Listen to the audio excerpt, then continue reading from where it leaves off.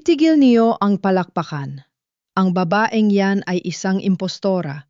Wala siyang karapatang maging trungkhua dahil sa loob ng lab, 20 taon pinatunayan niyang wala siyang silbi sa pamilya Santos.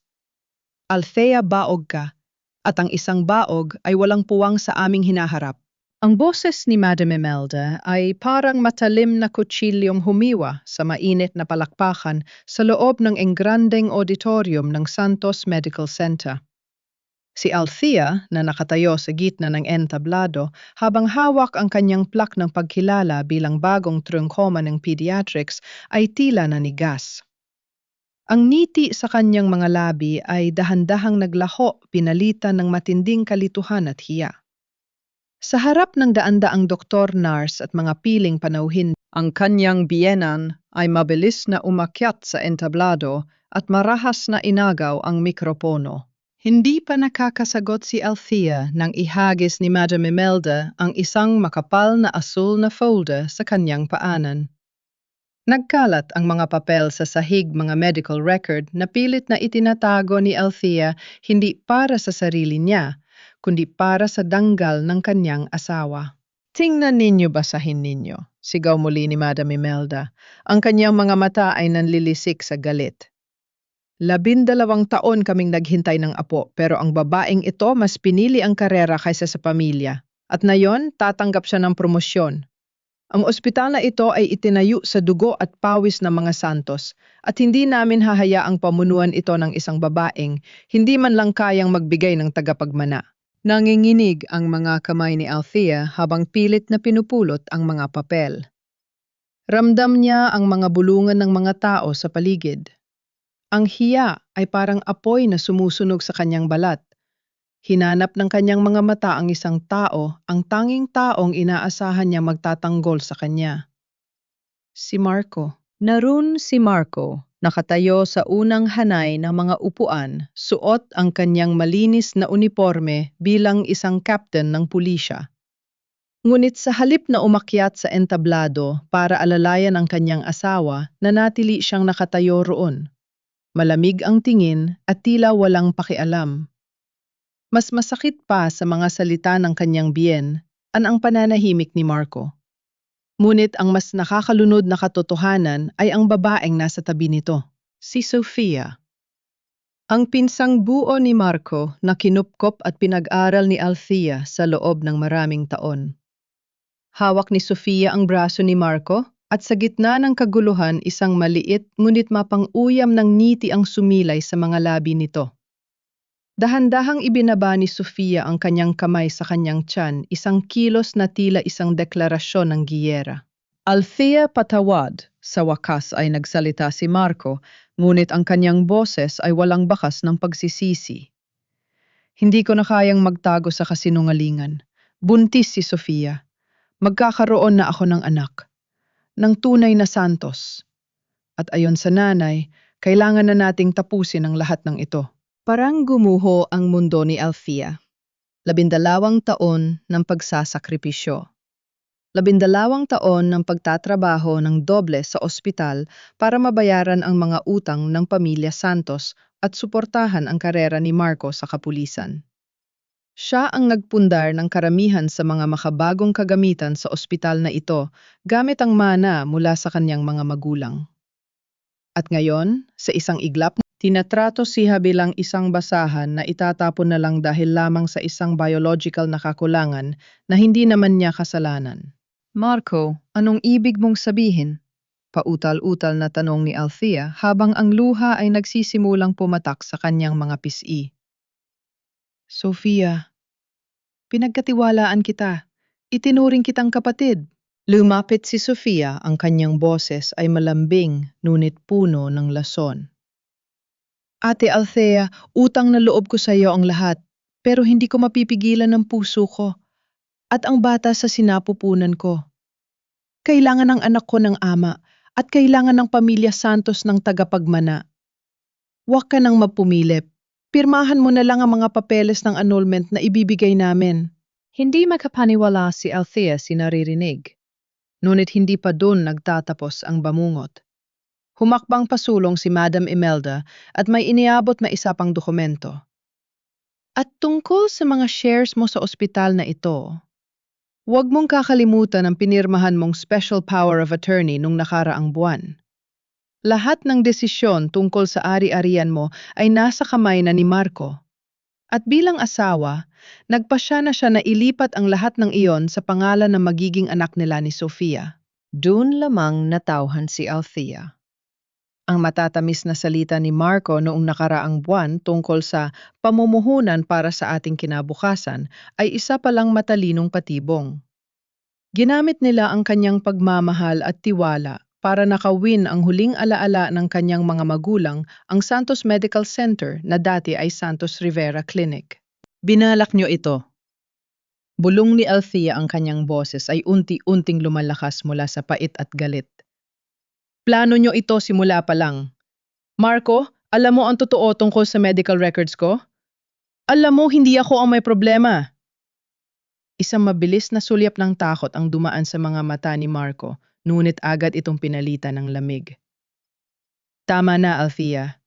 Huwag ka nang gumawa ng eksena. Umalis ka na ng maayos habang may natitira ka pang danggal. Dangal?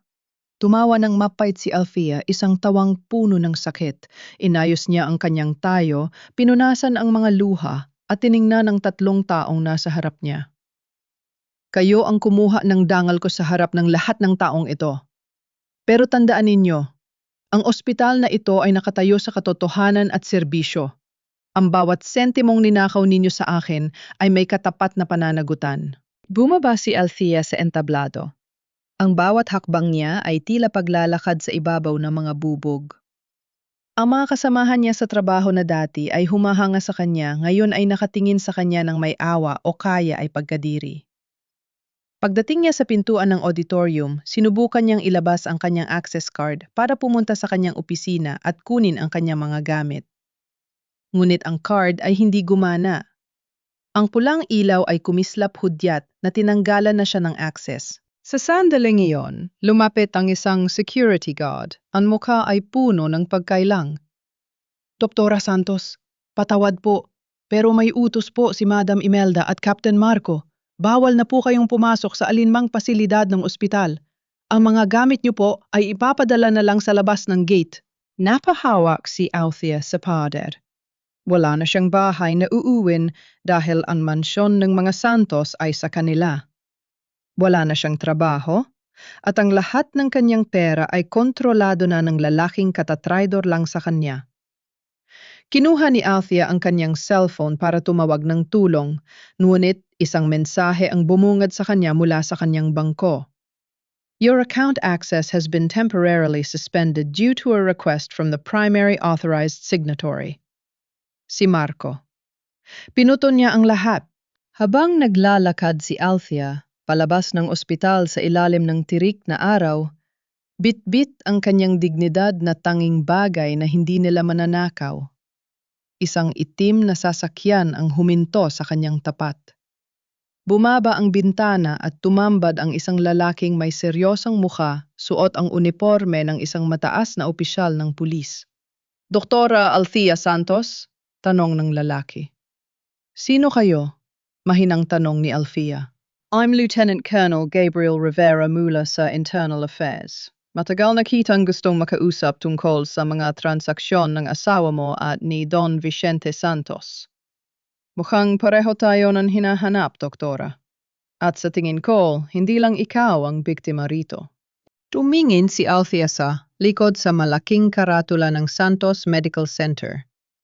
Sa loob ng gusaling iyon, nagbiriwang ang mga traidor. Ngunit sa harap niya, isang pinto ang tila bumubukas. Isang pinto patungo sa isang katotohanang mas malalim at mas madilim kaysa sa pagtataksil ng kanyang asawa. Anong alam mo, Colonel? Tanong ni Althea, ang kanyang mga mata ay nagpapakita na ng bagong apoy. Alam ko kung nasaan ang tunay na tagapagmana na matagal ng tilit na ibinabaon ng mga Santos. At kailangan ko ang tulong mo para patunayan ito. Hindi lang ito tungkol sa kamadoktora. Tungkol ito sa kaba ng yaman at sa mga lihim na pilit nilang ibinabaon sa ilalim ng pundasyon ng ospital na ito. Ang boses ni Gabriel Rivera ay malalim at puno ng otoridad, ngunit may himig ng babala. Nakatayo pa rin si Althea sa harap ng gate ng Santos Medical Center, ang lugar na itinuring niyang pangalawang tahanan sa loob ng lab in 2 taon. Tumingin siya kay Gabriel, ang kanyang mga mata ay puno ng pagduda at sakit. Anong ibig mong sabihin, Colonel? Ninakawan na nila ako. Inagaw na nila ang lahat sa akin sa loob ng 1 oras. Ano pa ang maaari nilang makuha? Tanong ni Althea, ang kanyang boses ay halos pabulong na dahil sa pagod. Bago pa makasagot si Gabriel, isang ingay ng sirena ng pulis ang bumasag sa katahimikan. 2 patrol car ang mabilis na huminto sa harap nila. Bumaba ang ilang mga pulis kasama ang Chief Legal Counsel ng ospital na si Ati Peralta, isang lalaking dati ay umuyukod sa harap ni Althea tuwing hihingi ng pondo para sa mga legal na dokumento ng ospital. Ngayon, ang kanyang mukha ay kasing tigas ng bato.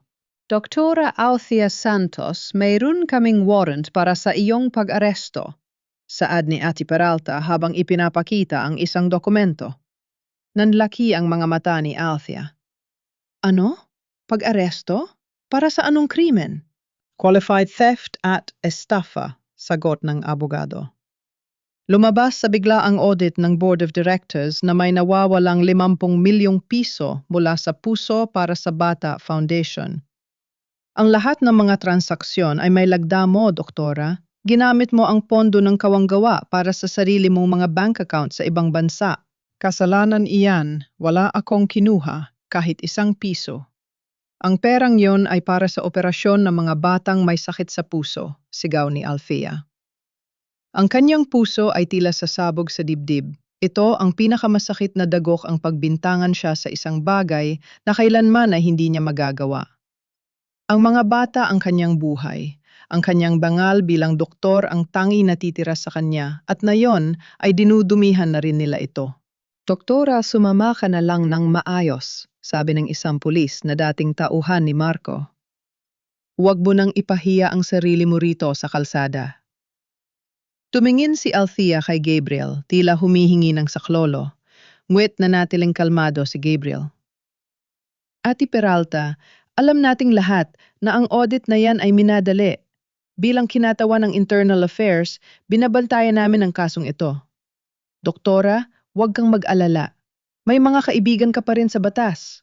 Dinala si Althea sa presinto hindi para ikulong ng matagal, kundi para iparanas sa kanya ang pinakamatinding kahihiyan. Kinuha ang kanyang mga fingerprint. Kinuhanan siya ng mugshot na parang isang karaniwang kriminal. Ang balita ay mabilis na kumalat sa social media. Bantog na pediatrician magnanakaw ng pondo ng mga batang may sakit. Dahil sa tulong ni Gabriel at sa kakulangan ng matibay na ebidensya, sa simula pinayagan siyang magpiyansa. Ngunit nang makalabas siya ng presinto, wala siyang mapuntahan. Ang kanyang mga credit card ay hindi na gumagana. Ang kanyang sasakyan ay hinatak na ng bangko dahil sa fraudulent activities na ibinibintang sa kanya. Wala siyang ibang pagpipilian, kundi bumalik sa mansyon ng mga Santos para kunin ang kanyang mga personal na gamit. Umaasa siya na kahit papaano may kaunting hiya pa silang natitira. Ngunit pagdating niya sa harap ng mansyon, bumungad sa kanya ang kanyang mga maleta na nakatambak sa labas ng gate sa ilalim ng nagbabadyang ulan. Ang ilan sa kanyang mga mamahaling damit ay nakakalat sa kalsada tila basura. Sa loob ng gate nakita niya si Sofia. Nakasuot ito ng isa sa mga paboritong robe ni Althea, hawak ang isang baso ng juice habang nakasandal sa balikat ni Marco.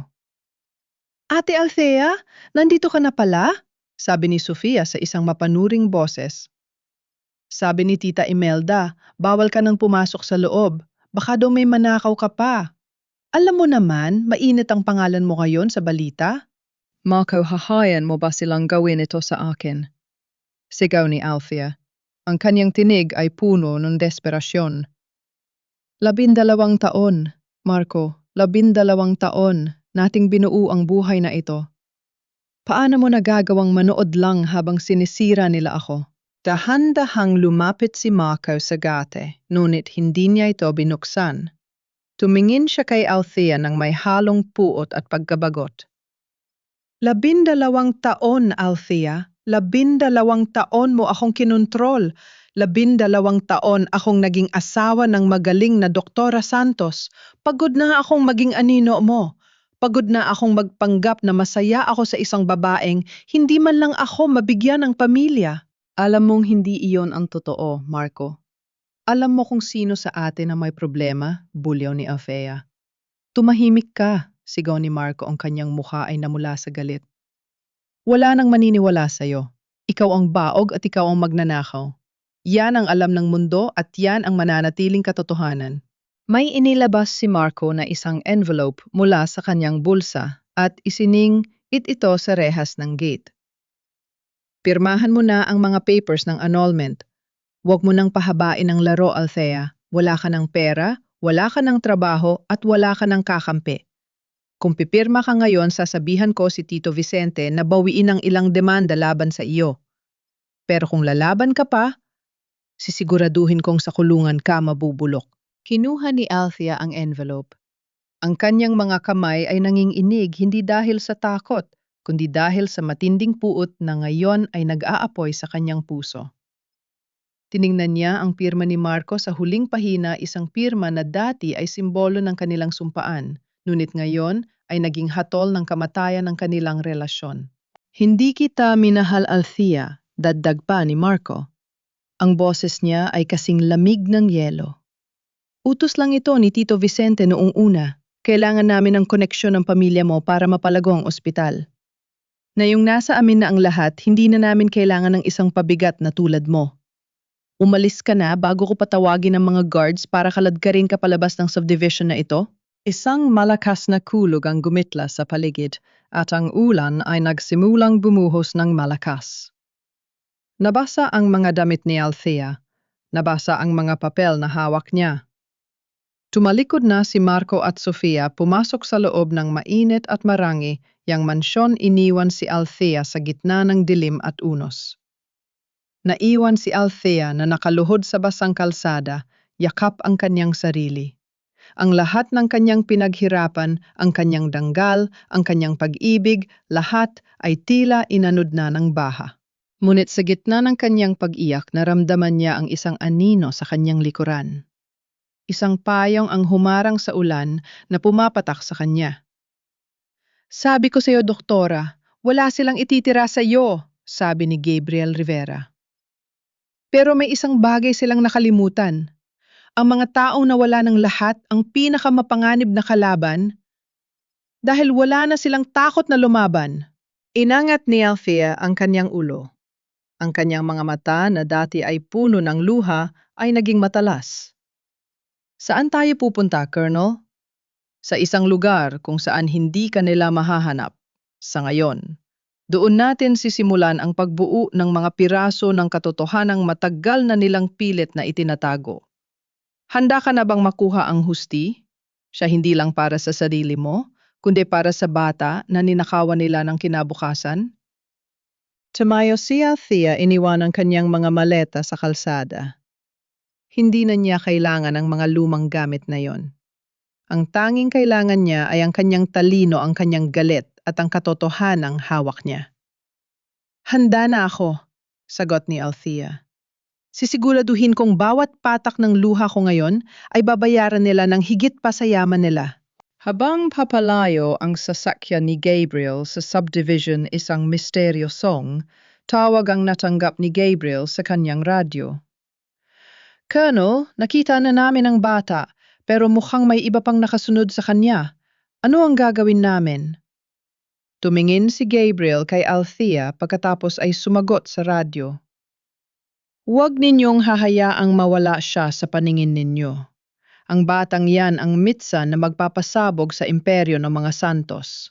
Ang amoy ng maalat na simoy ng dagat at ang huni ng mga kuliglig ang sumalubong kay Althea pagbaba niya ng sasakyan. Malayo ito sa ingay polusyon at mapanirang bulungan ng Manila. Narito sila sa San Isidro, isang tahimik na bayan sa tabing dagat kung saan tila huminto ang oras. Dito muna tayo, Doktora, sabi ni Gabriel habang inaayos ang kanyang jacket. Ito ang lumang bahay ng lola ko. Walang nakakaalam na pagmamay-ari ko ito kahit ang mga tauhan ko sa Manila. Ligtas ka rito. Tumingin si Althea sa maliit na bahay na gawa sa kahoy at bato. Simple lang ito, malayo sa maranyang mansyon na tinitirhan niya kasama si Marco. Ngunit sa unang pagkakataon sa loob ng maraming araw naramdaman niya na maaari siyang huminga nang hindi kinakapos ng hininga dahil sa bigat ng dibdib. Bakit mo ito ginagawa, Colonel? Tanong ni Althea habang nakatingin sa malawak na dagat. Bakit mo itinataya ang karera mo para sa isang doktor, ang pinaghahanap ng batas at itinakuwil ng sariling asawa?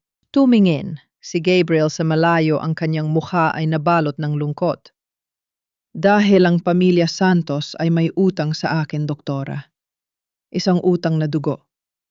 At dahil alam ko ang pakiramdam ng mawala ng lahat dahil sa kasakiman ni Don Vicente, hindi ako titigil hanggat hindi bumabagsak ang imperyong itinayo nila sa mga kasinungalingan. Hindi na nagtanong pa si Althea. Alam niya ang pakiramdam ng pagkakaroon ng malalim na sugat. Pumasok siya sa loob ng bahay at sinubukang ayusin ang kanyang sarili. Sa loob ng ilang araw, naging doktora ng bayan siya sa San Isidro. Bagamat wala siyang lisens, yang magbukas ng malaking klinika, hindi niya matanggihan ang mga batang dinadala sa kanya ng mga kapitbahay, mga batang may lagnat ubo o mga sugat mula sa paglalaro. Isang hapon, habang nag-aayos si Althea ng ilang halamang gamot sa maliit na beranda, isang malakas na sigaw ang bumasag sa katahimikan ng bayan. Saklolo, tulong si Miko, hindi makahinga. Mabilis na tumayo si Althea at tumakbo patungo sa pinagmumula ng tinig. Sa ilalim ng isang malaking puno ng mangga, nakita niya ang isang batang lalaki, marahil ay 6 o 7 taong gulang na nakahiga sa lupa. Ang kanyang balat ay nagiging kulay asul na at ang kanyang mga kamay ay nakahawak sa kanyang leeg. Anong nangyari? Tanong ni Althea habang mabilis na lumuluhod sa tabi ng bata. Kumain po siya ng mani, doktora. Hindi namin alam na may allergy siya. Iyak ng isang matandang babae si Aling Rosa, ang tagapang-alaga ng bata sa ampunan ng simbahan. Mabilis na sinuri ni Althea ang bata. Anaphylactic shock. Ang lalamunan ni Miko ay namamagana at hindi na makapasok ang hangin. Ang kanyang pulso ay mahina na. Kailangan natin siyang dalhin sa ospital. Sigaw ng isang lalaki. Hindi na siya aabot, sagot ni Althea. Gabriel, ang medical bag ko sa loob ng bahay. Bilis. Ngunit bago pa man makabalik si Gabriel, nakita ni Althea na nawawala na ng malay ang bata. Wala siyang sapat na kagamitan. Walang epinephrine. Walang intubation kit. Ang tanging dala niya ay ang kanyang talino at ang determinasyong wag nang hayaang may makuha pang buhay mula sa kanya. Kailangan nating buksan ang daanan ng hangin, pulong ni Althea. Kinuha niya ang isang matulis na hair clip na suot niya isang simpleng metal na clip. Kinuha rin niya ang isang maliit na kutsil yung mula sa bulsa ng isang mangingisda na nakikinood at mabilis itong dinisinfect gamit ang alak na dala ni Gabriel. Anong gagawin niyo, doktora? Masasaktan ng bata, sigaw ni Aling Rosa. Kung hindi ko ito gagawin, mamatay siya, mariing sabi ni Althea. Sa isang matatag na kamay, gumawa siya ng maliit na hiwa sa leeg ng bata sa pagitan ng cricoid at thyroid cartilage. Gamit ang hair clip, maingat niyang pinalawak ang hiwa para makapasok ang hangin. Isang malakas na singhap ang narinig mula kay Miko. Ang hangin ay muling pumasok sa kanyang mga baga. Dahan-dahang nagbalik ang kulay sa kanyang mga pisingi. Nakahinga ng maluwag ang lahat ng nakasaksi. Si Gabriel, nakakarating lang bit-bit ang bag, ay napahinto at napatitig kay Althea. Sa sandaling iyon, hindi niya nakita ang isang biktima ng pamilya Santos. Nakita niya ang isang bayane, isang doktor na may pusong hindi matitinag. Ligtas na siya, sabi ni Althea, ang kanyang mga kamay ay nanginginig pa rin dahil sa adrenaline. Pero kailangan pa rin natin siyang dalhin sa klinika para malinis ang sugat at mabigyan ng kaukulang gamot. Binuhat ni Gabriel si Miko at dinala ito sa loob ng bahay. Habang nililinis ni Althea ang sugat sa leeg ng bata, napansin niya ang isang bagay sa balikat nito. Isang maliit na balat o birthmark na hugis korona, isang bihirang marka na nakita na niya noon. Tumibok ng mabilis ang puso ni Althea. Nung nagtatrabaho pa siya sa Santos Medical Center, nakita niya ang markang iyon sa mga litrato ng namayapang auntie ni Marco, ang kapatid ni Don Vicente na si Don Eduardo Santos. Isang genetic trait na sinasabing lumalabas lamang sa mga lalaking miyembro ng direktang linya ng mga Santos. Tumingin si Althea kay Gabriel na tila naghihintay din sa kanyang reaksyon. "Sino ang batang ito, Gabriel?" tanong ni Althea. Ang kanyang boses ay puno ng pagduda. "Sabi ni Aling Rosa, ampon lang siya sa simbahan, pero ang markang ito, hindi ito basta-basta." Lumapit si Gabriel at tiningnan ng bata. Ang pangalan niya ay Miko. 7 taon na ang nakalilipas, isang sanggol ang iniwan sa pintuan ng simbahan ng San Isidro sa gitna ng isang malakas na bagyo. Kasabay iyon ng araw nang mamatay ang kuya mo sa isang aksidente sa Manila. Nanigas si Althea. "Ang kuya ko, si Leandro, anong kinalaman ng kuya ko rito?" Bago mamatay si Leandro, tumawag siya sa akin. Sabi ni Gabriel, ang boses ay seryoso. Sabi niya may natuklasan siyang malaking anomala sa diangal ni Don Vicente. At sabi niya kailangang iligtas ang kanyang magiging anak dahil nanghanganib ang buhay nito. Akala ng lahat na matay ang asawa ni Leandro sa panganganak kasama ang sanggol. Pero Althea, paano kung nagkamali ang lahat? Paano kung ang sanggol ay hindi namatay? Tumingin si Althea kay Miko, ang batang kakasagip lang niya ng buhay. Ang mga mata ng bata kahit pikit pa ay may pagkakahawig sa kanyang kuya Leandro. "Ibig mong sabihin, si Miko ang anak ni Leandro, siya ang tunay na tagapagmana ng lahat ng ari-ariya ng mga Santos," bulong ni Althea. "Siya ang Mitsa, Althea," sagot ni Gabriel. "At ngayon, hindi lang ang buhay mo ang kailangan nating ipaglaban. Kailangan natin protektahan ang bata nito. Dahil kapag nalaman ni Don Vicente na buhay ang tunay na tagapagmana, hindi lang tayo ang papatayin niya, uubusin niya ang lahat ng nakakaalam sa katotohanan ito." Hinawakan ni Althea ang maliit na kamay ni Miko. Isang bagong misyon ang nabuo sa kanyang puso. Hindi na lang ito tungkol sa kanyang danggal. Tungkol ito sa dugo ng kanyang kuya. Tungkol ito sa batang ito na ninakawan ng pamilya at kinabukasan.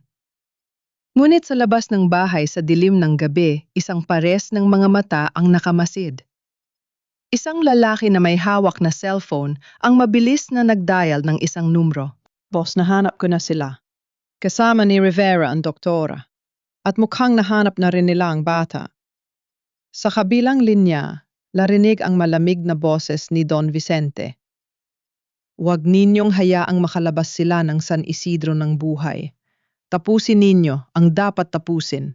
Tahimik ang gabi sa San Isidro, ngunit sa loob ng maliit na bahay ni Gabriel, ang tensyon ay kasing bigat ng dambuhalang alon. Nakaupo si Althea sa tabi ni Miko na mahimbing nang natutulog matapos ang nangyaring insidente. Pinagmamasdan niya ang mukha ng bata, ang mga pilikmata, ang hugis ng ilong, at ang labi na tila kopya ng kanyang kuya Leandro. "Hindi ko akalain na sa ganitong paraan ko malalaman ang totoo," bulong ni Althea habang hinahaplos ang buhok ni Miko.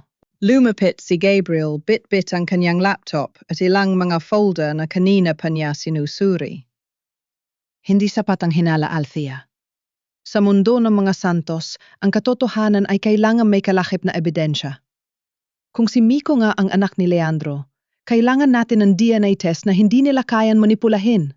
Tumingin si Althea kay Gabriel. Ang kanyang mga mata ay nag-aapoy sa isang bagong tuklas na determinasyon. "May isa pa akong kailangang kumpirmahin, Gabriel. Isang bagay na matagal ko nang itinatago para protektahan ang danggal ni Marco. Pero ngayong sinira na niya ang buhay ko, wala na akong dahilan para manahimik." Binuksan ni Althea ang kanyang lumang laptop na nailigtas niya bago siya pinalaya sa mansyon. Pumasok siya sa isang encrypted cloud folder na tanging siya lang ang nakakaalam ng password. Doon nakatago ang mga digital copies ng mga medical records na hindi kailanman lumabas sa archives ng Santos Medical Center. Noong nakaraang taon, nagpa-check up kami ni Marco ng lihim sa ibang ospital dahil hirap kaming magkaanak, simula ni Althea. Sinabi ko sa lahat na ako ang may problema. Hinayaan ko silang tawagin akong baog dahil ayaw kong mawala ang kumpiyansa ni Marco sa sarili niya bilang isang lalaki at bilang isang pulis. Ipinakita ni Althea ang isang laboratory result kay Gabriel. Tingnan mo ito. Ito ang resulta ng semen analysis ni Marco. He has azoospermia, 0 sperm count. Dahil sa isang komplikasyon noong bata pa siya, permanenteng hindi na siya magkakaroon ng kakayahang makabuo ng anak. Nanlaki ang mga mata ni Gabriel. Ibig mong sabihin, imposibleng mabuntis niya si Sofia. Exacto, maring sagot ni Althea. Isang malaking kasinungalingan ang pagbubuntis ni Sofia. O kung buntis man siya, siguradong hindi si Marco ang ama. Ginamit lang ni Madam Imelda at Don Vicente ang isyong ito para magkaroon ng dahilan na itaboy ako at kontrolin ang lahat ng ari-arian ko. Isang mapait na tawa ang kumawala sa mga labi ni Althea. 12 taon ko siyang pinrotektahan. 12 taon ko siyang dinala sa balikat ko. At sa huli, ang kahinaan niya ang ginamit nilang armas para saksakin ako sa likod. Kung ganoon, bakit hinayaan ni Marco na mangyari ito? Tanong ni Gabriel. Alam ba niya ang totoo tungkol sa sarili niya? Hindi ko alam kung sinabi sa kanya ng nanay niya ang totoong resulta. Pero kilala ko si Marco, hinanang loob ang pinakamalaking kapansanan niya. Mas pipiliin niyang maniwala sa isang magandang kasinungalingan kaysa harapin ang masakit na katotohanan. Sagot ni Althea. Biglang tumayo si Gabriel na makarinig ng kaluskos mula sa labas ng bahay. Mabilis niyang pinatay ang ilaw at kinuha ang kanyang baril. Althea, sa ilalim ng kama, bilis, huwag kang lalabas. Nanigas si Althea sa takot, ngunit mabilis niyang binuhat si Miko at nagtago sa madilim na sulok ng silid. Mula sa bintana, nakita niya ang mga anino ng 3 lalaki na dahan-dahang lumalapit sa bahay. May hawak silang mga baril na may silencer. Clang, isang basag na salamin ang bumasag sa katahimikan. Mabilis na gumulong si Gabriel sa sahig at nagpaputok. Pulis ito, ibaba ang mga armas. Ngunit hindi tumigil ang mga salarin. Isang palitan ng putok ang nangyari. Ramdam ni Althea ang panginginig ni Miko sa kanyang mga bisig. Niyakap niya ang bata nang mahigpit ang kanyang puso ay tila gustong kumawala sa kanyang dibdib. Sa sandaling, yun hindi na siya ang doktor. Ang biktima siya ay isang ina na handang pumatay para sa kanyang anak.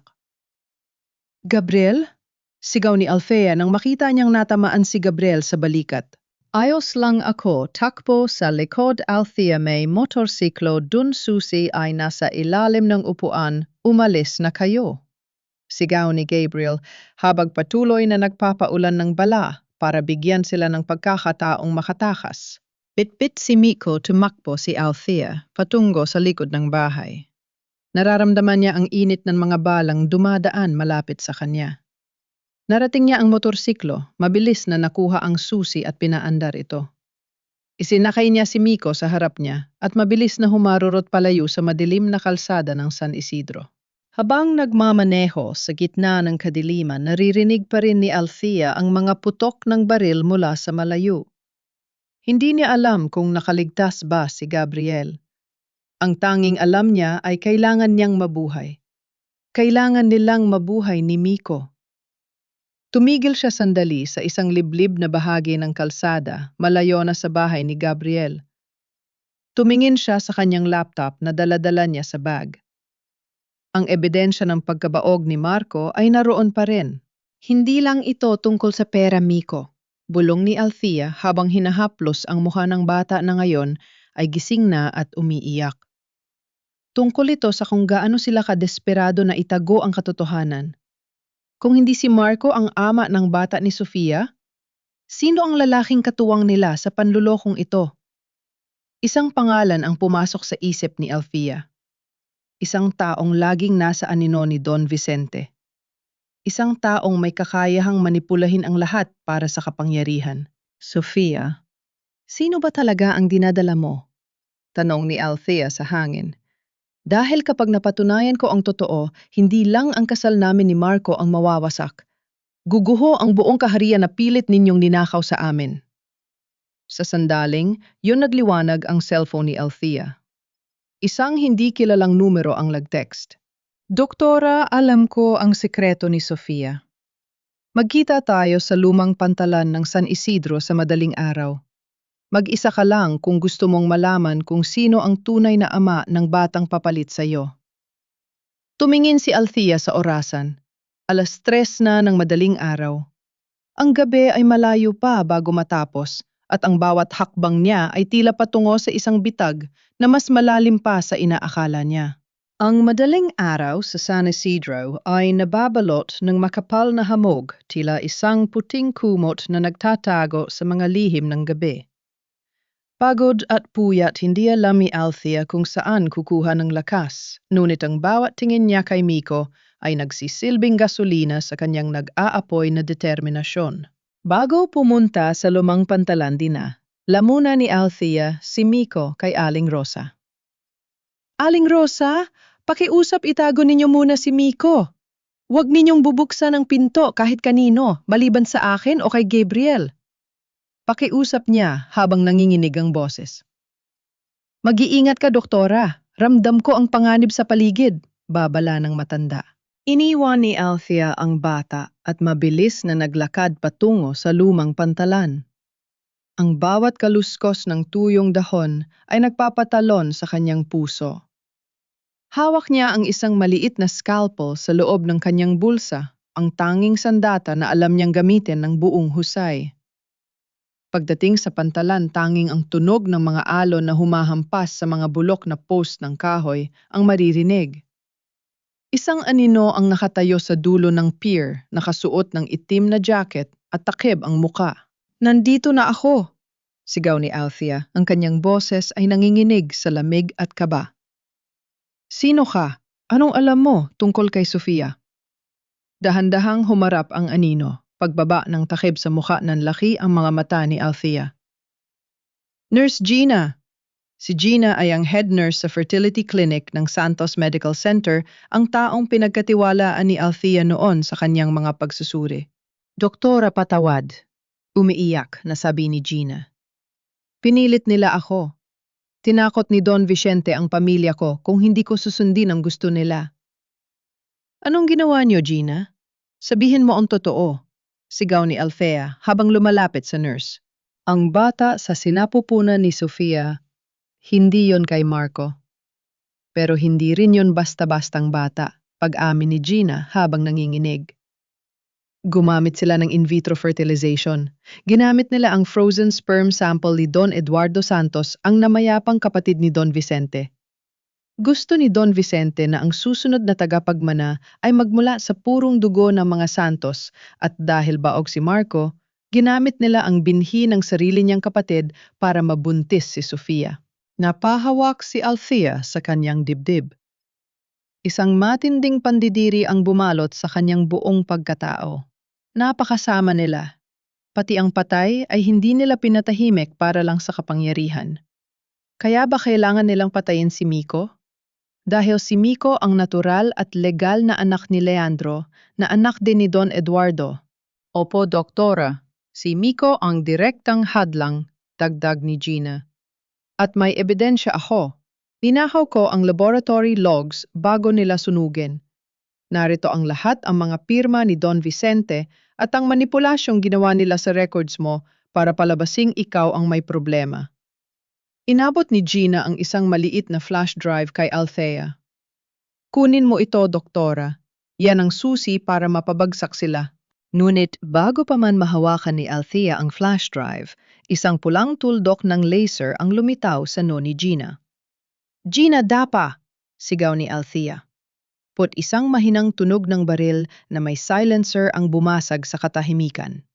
Tumama ang bala sa balikat ni Gina, dahilan para mahulog ito sa dagat kasama ang flash drive. Hindi! Sigaw ni Althea. Tatakbo sana siya para tulungan ng nurse ng may malakas na braso ang humablot sa kanya mula sa likod at tinakpan ang kanyang bibig. Huwag kang malikot, doktora. Kung ayaw mong sumunod sa kanya, isang pamilyar at nakakangilong boses ang bumulong sa kanyang tainga. Si Marco. Hindi makapaniwala si Althea. Ang lalaking minahal niya ng 12 taon ay nakatayo sa harap niya, may hawak na baril at may malamig na tingin na parang hindi niya kilala ang asawa. Marco? Bakit? Tanong ni Althea nang bahagyang luwagan nito ang pagkakahawak sa kanya. Masyado kang matalino, Althea. Iyan ang problema sa'yo. Sabi ni Marco, ang boses niya ay puno ng pait. Sabi ni Tito Vicente kung hindi kita mapapatahimik ako ang itatapon niya. At alam mo naman, hindi ko kayang mawala ang lahat ng meron ako ngayon. Pinatay niyo si Gina at ang bata? Marco, alam mo ba na hindi mo anak ang dinadala ni Sofia, na ginamit lang nila ang binhi ng tito mo para lokohin ka rin? Sigaw ni Althea, sinusubukang gisingin ang natitirang katinuan ng asawa. Sandaling natigilan si Marco. Isang bakas ng pagkalito ang dumaan sa kanyang mga mata, ngunit agad itong napalitan ng tigas ng loob. Kasinungalingan ginagawa mo lang yan para iligtas ang sarili mo? Tumingin ka sa paligid mo, Marco. Pulis ka, nang hako kang magtatanggol sa api. Pero ikaw ang nagiging mamatay tao para sa isang pamilyang hindi ka naman talaga pinahahalagaan. Bago pa makasagot si Marco, isang mabilis na sasakyan ang humaharurot patungo sa kanila. Ang mga ilaw nito ay nakakasilaw. Sa isang pagkakataon, siniko ni Althea si Marco sa sikmura at mabilis na tumakbo patungo sa sasakyan. Ang pinto ng sasakyan ay bumukas at isang pamilya na boses ang sumigaw.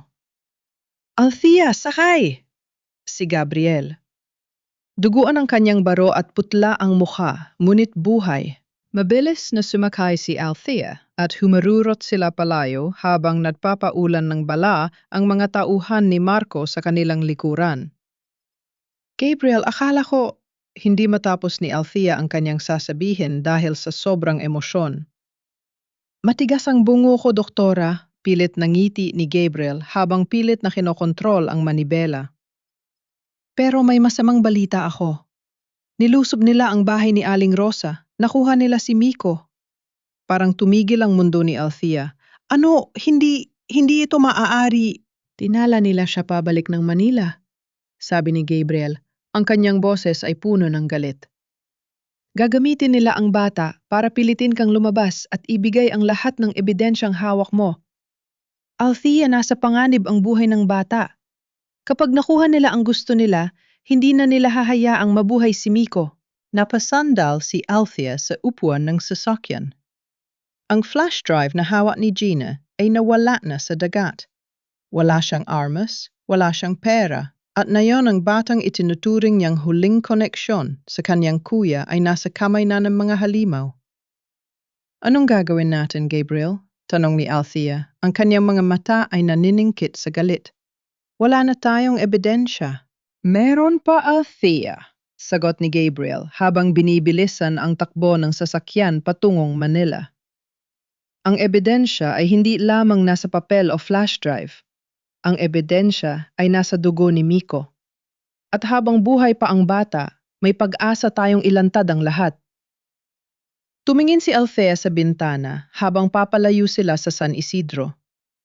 Ang langit ay unti-unti nang nagliliwanag, ngunit para sa kanya, ang tunay na dilim ay nagsisimula pa lamang. Marco? Don Vicente? Madam Imelda? Bulong ni Althea. Huwag ninyong sasaktan ng bata. Dahil kapag ginawa niyo yon, sisiguraduhin kong ang ospital nyo ang magiging libingan ninyong lahat. Ang biyahe pabalik ng Manila ay punong-puno ng tensyon. Walang nagsasalita sa loob ng sasakyan. Ramdam ni Althea ang bawat segundo na lumilipas. Bawat segundo ay banta sa buhay ni Miko. Gabriel, anong plano natin? Basag ni Althea sa katahimikan habang nakatingin sa mga ilaw ng syudad na unti-unting bumubungad sa kanila. Hindi tayo pwedeng basta sumugod sa mansyon ng mga Santos. Magpapakamatay lang tayo. Tama ka, sagot ni Gabriel habang mahigpit na nakahawak sa manibela. Kailangan nating maging mas matalino sa kanila. Ang mga Santos ay kumikilos ba sa legalidad. Gagamitin nila ang batas para itago ang krimen nila. Kaya kailangan nating gumamit ng paraan na hindi nila inaasahan ng media at ang medical board. Medical board? Tanong ni Althea. Oo. Ang Santos Medical Center ay sumasailalim sa isang malaking accreditation survey sa susunod na linggo. Kung mapapatunayan nating may mga anomaly in magaganap sa loob ng kanilang laboratory, o lalo na ang paggamit ng illegal fertilization procedures at ang pagmanipula ng records, mawawalan sila ng lisensya. Doon sila pinakatatalab. Paliwanag ni Gabriel. Ngunit alam ni Althea na hindi yon sapat. Kailangan ko ring makita si Miko. Kailangan kong malaman kung nasa maayos siyang kalagayan. Dito tayo papasok, sabi ni Gabriel. May kakilala ako sa loob ng mansyon. Isang dating kasambahay na pinaalis ni Imelda dahil sa maling paratang. Siya ang magsisilbing mata natin sa loob. Pagdating sa Manila, nagtago sila sa isang safe house na pag-aari ng mga awtoridad. Doon sinalubong sila ni Aling Nena, ang dating katuling ng mga Santos. Doktora, salamat at buhay kayo, iyak ni Aling Nena. Ang bata, nasa basement sila. Nakakulong sa kwarto kung saan nila tinatago ang mga dokumentong hindi dapat makita ng tao. Basement? Tanong ni Althea. May basement ang mansyon? Hindi ito basta basement, doktora, sagot ni Aling Nena. Isa itong lihim na laboratory o doon nila ginagawa ang mga procedure na hindi legal. Nakita ko silang nagdadala ng mga equipment gabi-gabi. Napuno ng matinding galit ang dibdib ni Althea. Kaya pala ang daming namamatay na pasyente sa klinik nila na hindi maipaliwanag. Ginagawa nilang laboratory o ang sarili nilang mansyon. Althea, kailangan nating kumuha ng access sa laboratoryong yon, sabi ni Gabriel. Kapag nakuha natin ang mga original records na nakatago doon, kasama ang DNA samples ni Miko at ang records ni Marco, panalo na tayo. Paano tayo makakapasok? Gagamitin natin ang pagkatao mo bilang dating head of department, mungkahi ni Gabriel. Alam mo ang security protocol ng ospital at ng mansyon? Kailangan nating gawin ito bukas ng gabi habang may fiesta sa barangay na malapit sa kanila. Iyon ang pagkakataong mababawasan ng mga gwardiya. Kinabukasan ang buong maghapon ay ginugol nila sa pagpaplano. Binigyan ni Gabriel si Althea ng isang body camera at isang maliit na device na kayang mag-hack ng mga electronic locks. Althea, kapag pumasok ka, huwag kang magtagal. Ang layunin natin ay makuha ang ebidensya at ilabas si Miko. Kung hindi kakayanin, unahin ang ebidensya. Miko will be our priority, pero kailangan nating maging handa sa lahat. Pagdating ng gabi, habang nagkakasiyahan ang mga tao sa labas, dumaan si Althea at Gabriel sa likurang bahay ng mga Santos. Gamit ang hack device, maingat nilang binuksan ang main security door ng basement. Ang amoy ng chemical at antiseptic ang sumalubong sa kanila isang pamilyar na amoy na dati ay mapapagaan ng loob ni Althea, ngunit na yon ay nagdudulot ng pandidiri. Dahan-dahan silang pumasok. Ang basement ay puno ng mga state-of-the-art na kagamitan. Sa gitna, nakita nila ang isang kulungan na may bakal na rehas. Miko! Pabulong na tawag ni Althea. Nakita niya ang bata nakaupo sa isang sulok mukhang nanghihina. Mabilis na nilapitan ni Althea ang kulungan. Miko anak, nandito na si Nanay Althea. Nanay Althea? Umiiyak na, sabi ng bata. Natatakot po ako. Sabi nila, kailangan daw po kunin ang dugo ko. Hinding-hindi ko hahayaang mangyari iyon. Pangako ni Althea habang ginagamit ang device para buksan ang kandado. Ngunit sa sandaling bumukas ang kulungan, isang malakas na alarm ang tumunog. Sinong nandyan? Sigaw ni Don Vicente mula sa itaas ng hagdan. Huli niyo sila? Mabilis na naglabasan ang mga armadong gwardya mula sa mga sulok ng basement. Hindi sila nakakita ng paraan palabas. Ang tanging daan ay ang pinto kung saan sila pumasok. Ngunit napalibutan na ito. Althea, kailangan nating lumaban. Pabulong ni Gabriel habang nakabunot ang kanyang baril. Hindi, Gabriel. Masyadong maraming armas sila. Tignan mo si Miko, hindi niya kaya ang putukan? Sabi ni Althea.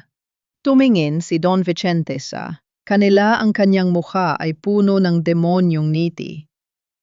Doktora Santos, bumalik ka rin? Akala ko ba ay natuto ka ng magtago ang mga Santos ay laging nakakakuha ng gusto nila. At nayon kayong tatlo ang doktor, ang pulis, at ang batang tagapagmana ay tuluyan na nating ililibing kasama ng mga kasinungalingang ito. Itinaas ni Don Vicente ang kanyang kamay senyas sa kanyang mga tauhan na maghanda. Ngayon, Althea, handa ka na bang makita kung paano natatapos ang isang magandang kwento? Sa gitna ng kaba, hinawakan ni Althea ang kamay ni Miko. Tumingin siya kay Gabriel at nakita niya ang isang determinasyon na hindi magpapasa ilalim sa takot. Don Vicente, sigaw ni Althea, ang kanyang boses ay nanginginig ngunit puno ng tapang. Ang mga kasinungalingan ay tulad ng mga bula. Minsan kailangan lang ng isang maliit na tusok para pumutok ang lahat. Biglang pinindot ni Althea ang isang button sa kanyang rilo, isang device na hindi napansin ng mga gwardiya. Isang malakas na ingay ang kumalat sa buong bahay. Hindi ito bomba, kundi isang signal para sa live stream na direktang nakakonect sa lahat ng news outlets sa bansa. Ang kamera sa kanyang dibdib ay nagpapadala ng live video ng lahat ng nangyayari sa loob ng laboratorio. Tingnan niyo, hamon ni Althea. Ang buong Pilipinas ay nakakapanood na. Don Vicente, paano mo ngayon itatago ang mga krimen mo? Namutla si Don Vicente. Ang kanyang mukha ay nawala ng kulay. Patayin niyo ang kamera! Patayin niyo ang lahat! Ngunit huli na ang lahat. Ang bawat salita, bawat ebidensya ay naipadala na sa labas. Ang laban ay hindi na lamang sa loob ng basement ito, ay laban na ng buong bayan. Ang gulo sa loob ng laboratorio ay hindi mapigilan. Ang mga gwardiya ay nagkakagulo sa paghahanap kung saan nagmumula ang signal ng live stream habang si Don Vicente ay parang nawawala sa sarili sa galit. Patayin niyo ang generator, putulin ang kuryente. Sigaw ni Don Vicente, ang kanyang boses ay nanginginig sa takot na mawala ang lahat. Sa gitna ng kaguluhan, hinila ni Althea si Miko at nagtago sa likod ng malalaking medical freezer. Gabriel, ang exit sa likod. Gamitin natin ang usok, sigaw ni Althea. Nagbato ng smoke grenade si Gabriel at sa gitna ng makapal na usok, mabilis silang kumilos. Hindi nila binitawan ang mga hawak nilang dokumento na nakuha ni Althea mula sa mesa ni Don Vicente bago pa man sila napalibutan. Hindi lang ito basta papel. Ito ang mga original birth records ni Leandro at ang mga DNA cross-matching results na nagpapatunay sa pagkakakilanlan ni Miko. Nang makalabas sila sa pader ng mansyon, mabilis silang sumakay sa sasakyan na naghihintay sa kanila. Althea, ligtas na ba ang bata? Hingal na tanong ni Gabriel habang pinaandar ang makina. Oo, nandito siya, sagot ni Althea habang niyayakap ang bata na hindi makapagsalita dahil sa takot. Pagdating sa safe house agad, na kinuha ni Althea ang mga dokumentong nakuha nila. Ipinatong niya ang mga ito sa mesa at binuksan ang ilaw. Tignan mo ito, Gabriel. Hindi lang pala basta taga-pagmana si Miko. Siya ang sole beneficiary ng lahat ng shares ng Santos Rivera Group.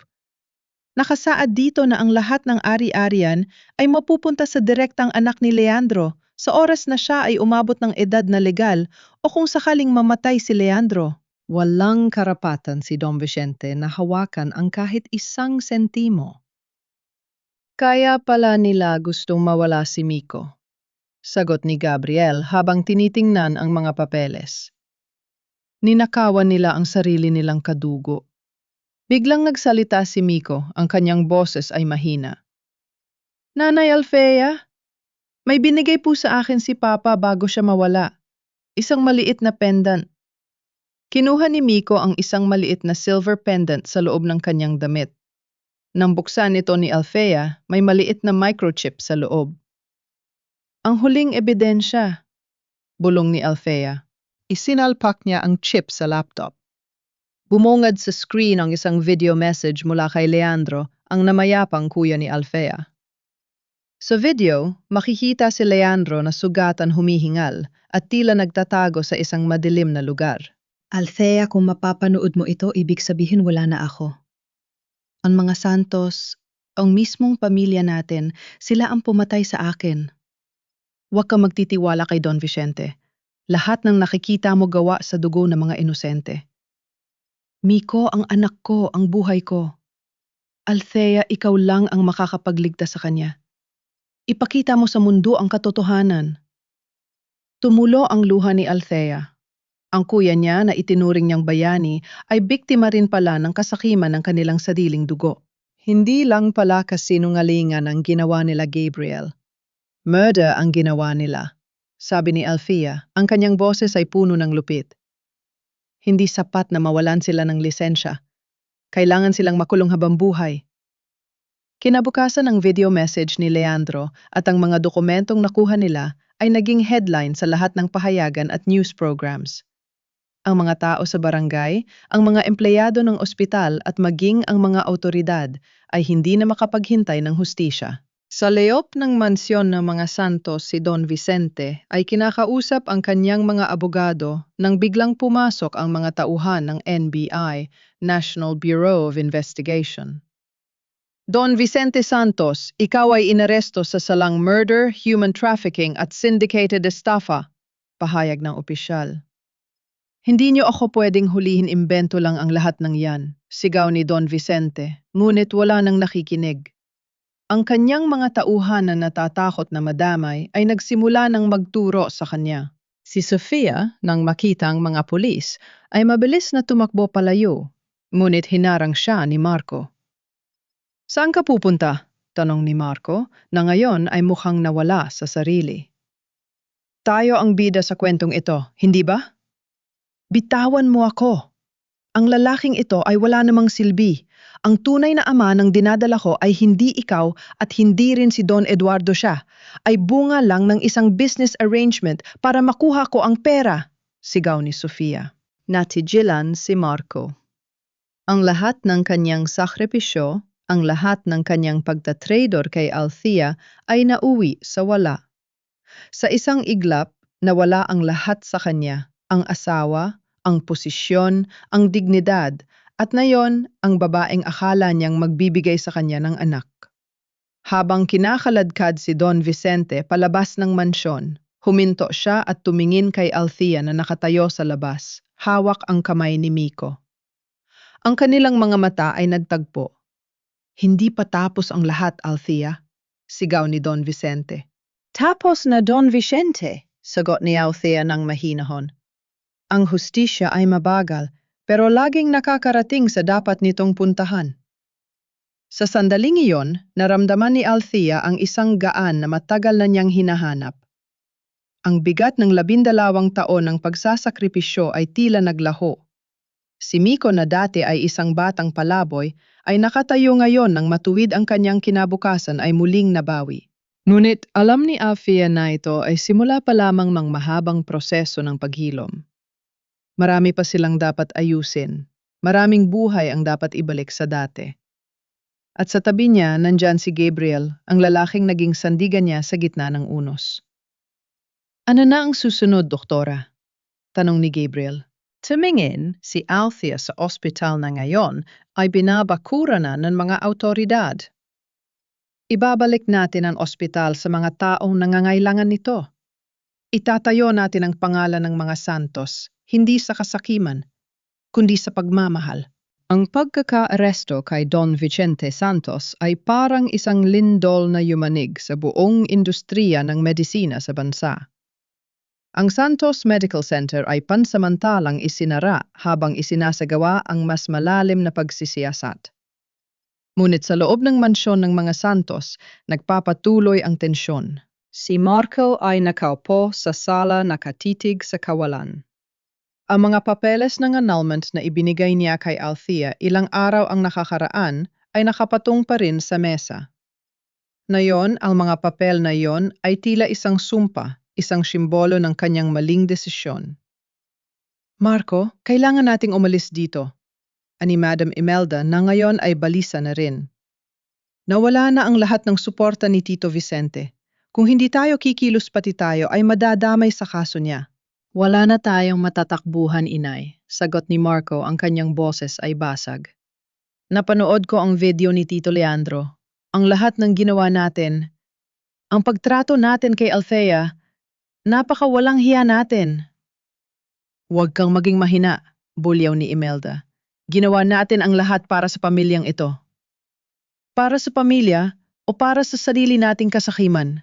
Mariing tanong ni Marco. Samantala sa isang pansamantalang tanggapan ng mga otoridad, si Althea ay abala sa pag-aayos ng mga dokumento para sa custody ni Miko. Masaya siyang makitang unti-unti nang bumabalik ang sigla ng bata. Nanay Althea, makakabalik na po ba tayo sa bahay? Tanong ni Miko habang nagdo-drawing ng isang larawan ng ospital. Hindi sa bahay na yon, Miko, pero gagawa tayo ng bago, isang bahay na puno ng pagmamahal at walang lihim, pangako ni Althea. Biglang pumasok si Gabriel sa silid. Althea, may bisita ka. Gusto kang makausap ni Marco. Nagbago ang ekspresyon ni Althea. Ang sakit na naramdaman niya noong gabing pinalaya siya ay bumalik sa isang iglap. Sabihin mo sa kanya, wala na kaming dapat pag-usapan. Sabi niya, may hawak daw siyang ebidensya na makakatulong sa kaso ni Don Vicente, at ang ebidensyang yon ay magpapabagsak din sa huling tauhan na nagtatago sa labas. Dagdag ni Gabriel. Huminga ng malalim si Althea. Alam niyang ito ang huling pagkakataon para putulin ang ugnayan sa nakaraan. Sige, kakausapin ko siya. Pero ikaw ang kasama ko. Nagtagpo sila sa isang cafe na malayo sa mata ng publiko. Pagpasok ni Althea, nakita niya si Marco. Mukhang tumanda ang pulis ng 10 taon. Walang bakas ng pagiging mapagmataas nito. Althea, panimula ni Marco. Hindi siya tumingin sa mata ng asawa. Patawad. Ang patawad ay hindi mababawi ang mga luha ko, Marco, sagot ni Althea. Ang kanyang tinig ay malamig. Ano ang ebidensyang tinutukoy mo? Inilabas ni Marco ang isang USB. Nandito ang listahan ng mga bank accounts na ginagamit ni Sofia para sa illegal transactions. Hindi lang si Tito Vicente ang kasabwat niya. May mga opisyal sa gobyerno na nagpopondo sa kanila. Yan ang dahilan kung bakit mahirap silang mahuli nun. Bakit mo ito binibigay sa akin? Dahil alam kong ikaw lang ang may lakas ng loob na gamitin ito ng tama, sagot ni Marco. Gusto ko nang tapusin ang lahat. Handa na akong humarap sa kaso ko. Tanggap ko na ang magiging hatol. Tiningnan ni Althea ang USB. Alam niyang ang ebidensyang ito ay maaaring maging mitsa ng mas malaking eskandalo. Ngunit ito rin ang katapusan ng lahat ng kasinungalingan. Marco, pagkatapos nito, huwag mo na kaming lalapitan. Huwag mo nang lalapitan si Miko. Hayaan mo na kaming magsimula ulit. Alam ko, tango ni Marco. Sana sa susunod na buhay. Sana naging mas mabuti akong asawa. Pag-alis ni Marco, ramdam ni Althea ang isang bahagi ng kanyang pagkatao na naghihilom. Hindi ito dahil sa pagsisisi ni Marco, kundi dahil sa pagtanggap na ang kabanatang ito ng kanyang buhay ay tapos na.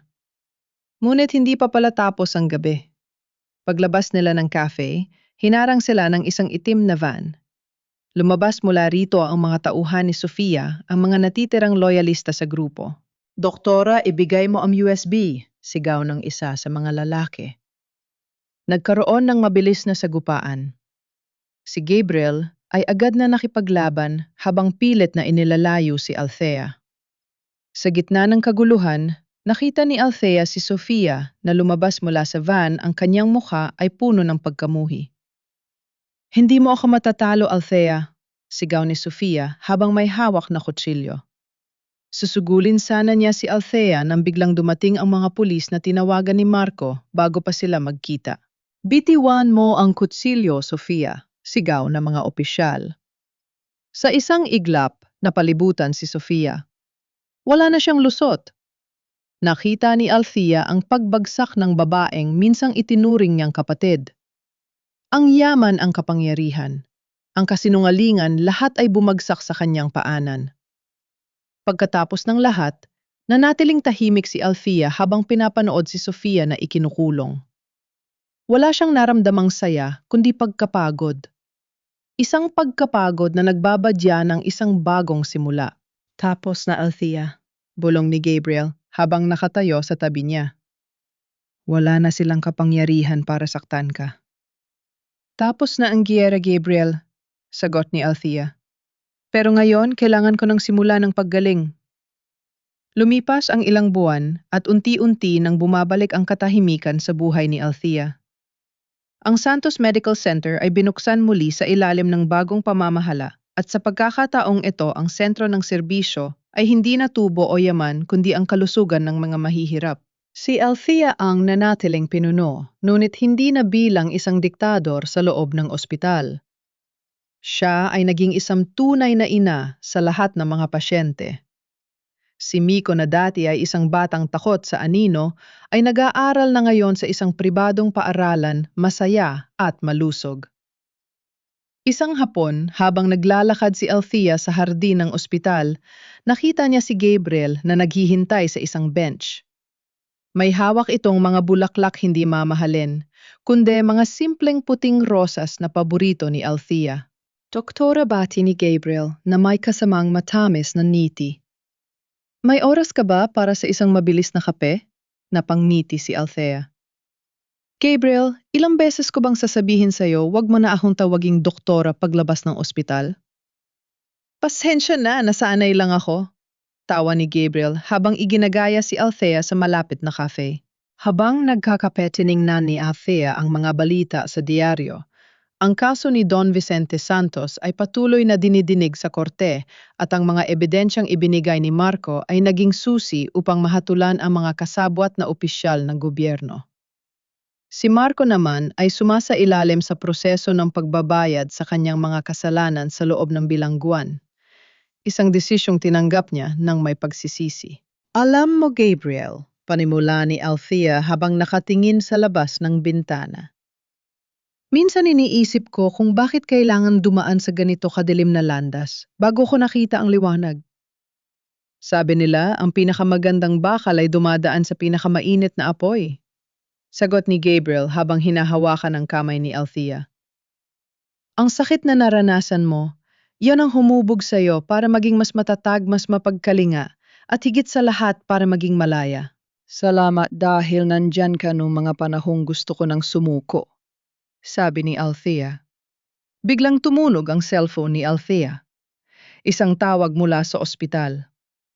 Doktora, may emergency po. May pasyenteng dinala rito, kailangan niyo po ang inyong presensya. Mabilis na tumayo si Althea. Ito ang buhay na pinili niya, isang buhay na nakalaan sa pagtulong sa iba. Gabriel, kailangan ko nang bumalik. Hihintayin kita, pangako ni Gabriel. Pagdating ni Althea sa emergency room, laking gulat niya nang makita ang isang matandang babae na nakahiga sa stretcher. Si Madam Imelda. Ang biyenang dati ay humamak sa kanya ngayon ay nakasuot ng damit ng bilanggo, mukhang matanda, nang hihina at nag-iisa. Althea, bulong ni Madam Imelda nang makita ang doktora. Ang kanyang boses ay nanginginig. Patawad! Tumigil si Althea sa harap ng kanyang pasyente. Sa isang iglap bumalik sa kanyang isipan ang lahat ng pang-iinsul, to ang pagtataboy sa kanya at ang pagsira sa kanyang buhay. Ngunit bilang isang doktor ang sinumpa ang tungkulin ay mas mataas kaysa sa anumang personal na hinanakit. Anong nangyari sa kanya? Tanong ni Althea sa nurse, ang boses ay profesional. High blood pressure at heart failure, doktora. Sila ang nagdala rito mula sa bilangguan. Huminga ng malalim si Althea. Inilabas niya ang kanyang stethoscope at sinuri ang pasyente. Maghanda ng gamot para sa blood pressure at i-monitor ang tibay ng puso. I-admit siya sa private ward, wag ninyong hayaang mapabayaan. Doktora? Tawag muli ni Imelda habang nakapikit ang mga mata.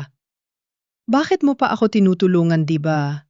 Di ba dapat ay hayaan mo nga lang akong mamatay? Tumigil si Althea at tumingin ng diretso sa mata ng matanda.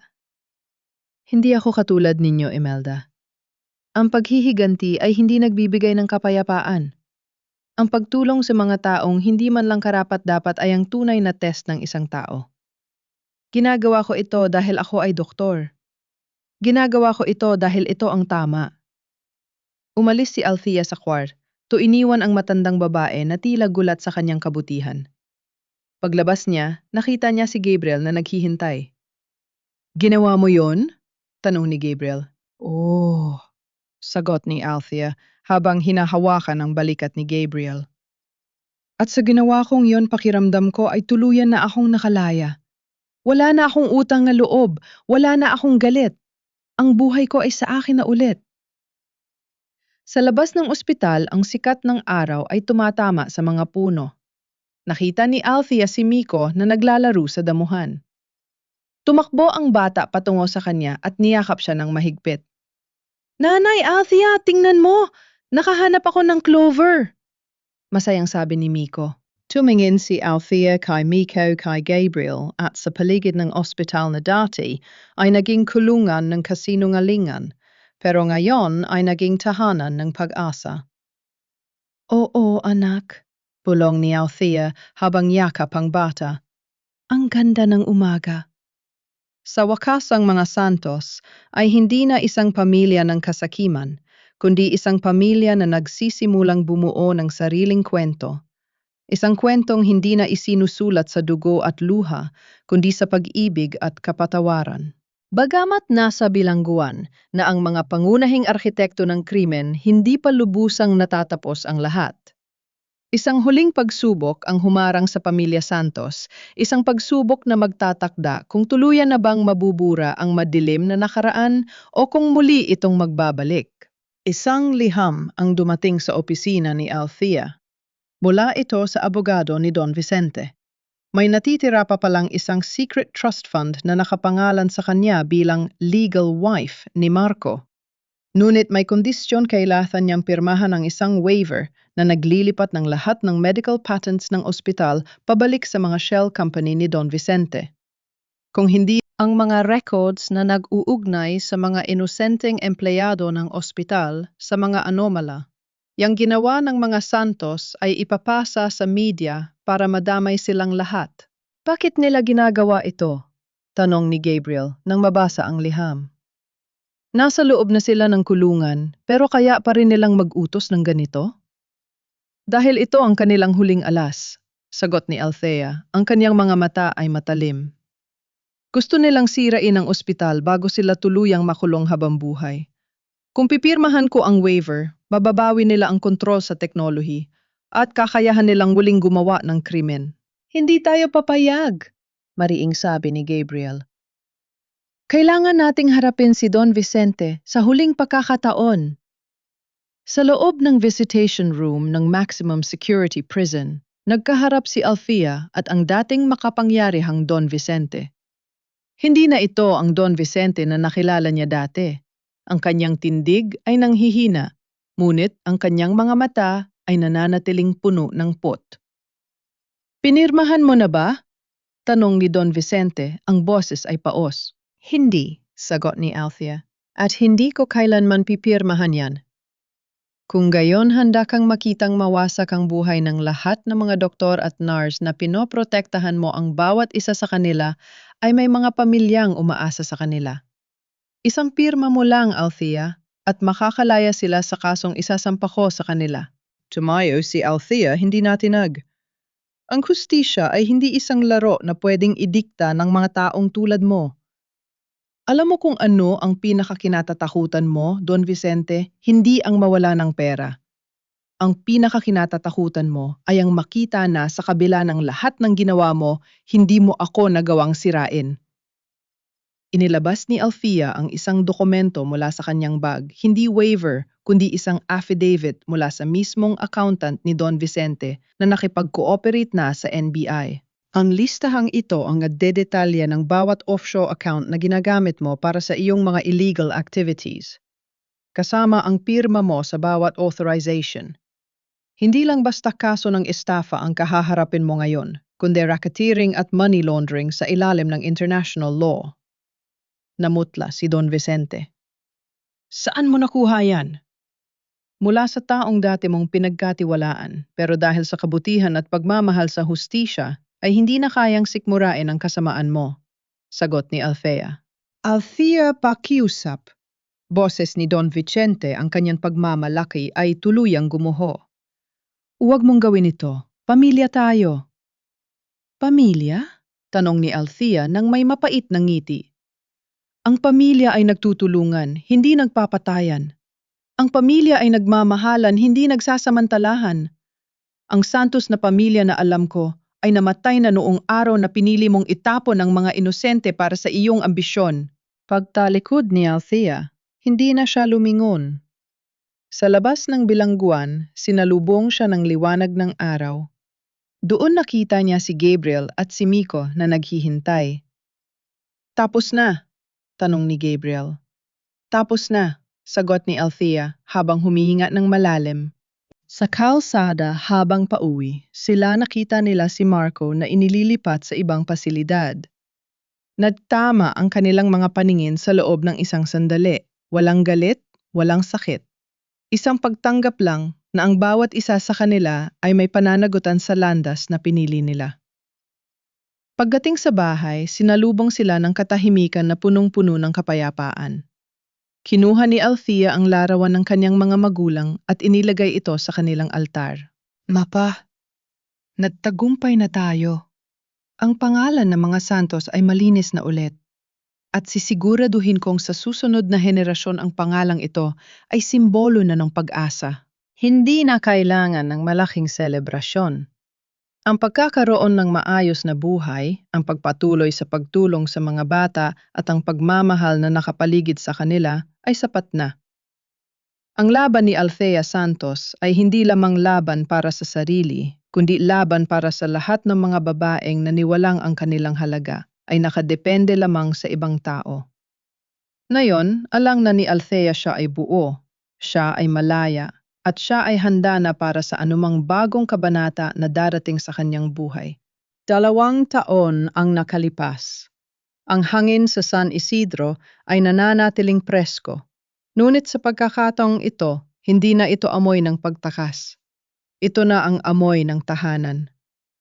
Sa gitna ng isang maaliwalas na umaga, ang bagong Santos Rivera Community Clinic ay puno ng mga tao. Hindi na ito isang malaking ospital na pagmamay-ari ng mga dambuhalang korporasyon. Ito ay isang klinika na nakatuon sa mga nangangailangan mga bata, mga magsasaka, at mga pamilyang dati ay walang marating. Si Althea na suot ang kanyang puting coat ay abalang sinusuri ang isang batang pasyente. Ang kanyang mga kamay ay nananatiling matatag at ang kanyang mga mata ay puno ng kabait. Sa tabi niya si Miko na ngayon ay malaki na at nag-aaral na sa elementary ay tumutulong sa pag-aayos ng mga gamot. Nanay Althea, tapos na po ba kayo? Sabi ni Tito Gabriel, nasa labas na raw siya. Masayang tawag ni Miko. Napangiti si Althea. Sa loob ng 2 taon, si Gabriel ang naging sandigan niya sa lahat. Hindi man madali ang naging simula ng kanilang pagmamahalan, ito ang pagmamahal na dumaan sa apoy at lumabas na mas matibay. Paglabas ni Althea sa klinika, nakita niya si Gabriel na nakasandal sa kanyang sasakyan, suot ang kanyang uniforme bilang retiradong opisyal ng puli. Siya ngayon nagtatrabaho na siya bilang tagapayo sa seguridad ng mga komunidad. Ang aga mo naman, biro ni Althea habang lumalapit sa kanya. Ayoko kasing malate sa espesyal na araw na ito, sagot ni Gabriel sabay abot ng isang maliit na box. Binuksan ni Althea ang box. Sa loob nito ay hindi isang mamahaling alahas, kundi isang simpleng singsing na gawa sa pilak, isang paalala na ang tunay na halaga ay hindi nasusukat sa karangyaan, kundi sa katapatan. Althea, seryosong sabi ni Gabriel, hindi tayo dumaan sa madaling landas. Marami tayong nawala, marami tayong iniyakan. Pero sa lahat ng nangyari, natutunan ko na ang buhay ay hindi tungkol sa kung ano ang kinuha sa atin, kundi sa kung ano ang pinili nating itira. Hinawakan ni Althea ang kamay ni Gabriel. At pinili nating itira ang pag-asa, hindi ba? Oo, sagot ni Gabriel. Pinili nating magsimula muli. Sa isang iglap, narinig nila ang tawanan ng mga bata mula sa loob ng klinika. Nakita ni Althea ang mga batang dati ay pasyente niya ngayon ay masigla ng tumatakbo. Nakita niya ang mga magulang nang umingiti habang naghihintay ng kanilang serbisyo. Ito ang tagumpay na hindi kailanman kayang bilhin ng yaman ng mga santos. Pagkaraan ng ilang sandali, nakatanggap si Althea ng sulat mula sa bilangguan. Mula ito kay Marco. Althea, salamat sa pagbisita mo noong nakaraang buwan. Sapat na sa akin ang malaman na maayos na ang buhay mo. Hindi na ako hihingi ng tawad dahil alam kong hindi sapat ang mga salita. Pero gusto ko lang malaman mo na sa loob ng mga rehas na ito, natutunan ko ang leksyong hindi ko naintindihan noong nasa labas ako. Ang tunay na yaman ay ang pagiging tapat sa sarili at sa mga taong mahal mo. Maging masaya ka, Althea. Deserve mo ang lahat ng liwanag na natatanggap mo ngayon. Itinupi ni Althea ang sulat at inilagay ito sa loob ng isang drawer. Wala na siyang hinanakit. Ang nakaraan ay mananatiling nakaraan, isang aral na nagturo sa kanya kung sino siya at kung ano ang kanyang kaya. Handa ka na bang umuwi? Tanong ni Gabriel. Tumingin si Althea sa klinika sa kanyang trabaho, sa mga taong kanyang pinaglilingkuran at kay Miko na naghihintay sa kanila. Ang kanyang buhay ay hindi na isang kwento ng pagdurusa. Ito ay isang kwento ng pagbangon. Oh, sagot ni Althea ng may buong puso. Umuwi na tayo. Habang papalayo ang sasakyan sa ilalim ng paglubog ng araw, tiningnan ni Althea ang langit. Walang mga santos na nagahari, walang mga kasinungalingan na nagkukubli. Ang tanging natira ay ang katotohanan na ang isang babaeng minsang itinuring na walang silbi ay siya palang magiging ilaw para sa marami. Ang pangalang Althea Santos ay hindi na lamang pangalan ng isang pamilyang sakim. Ito ay naging pangalan ng pag-asa at sa bawat pagtibok ng kanyang puso, alam niyang ang kabanata ng kanyang buhay ay hindi pa tapos. Sa katunayan, ito pa lamang ang simula ng pinakamagandang bahagi.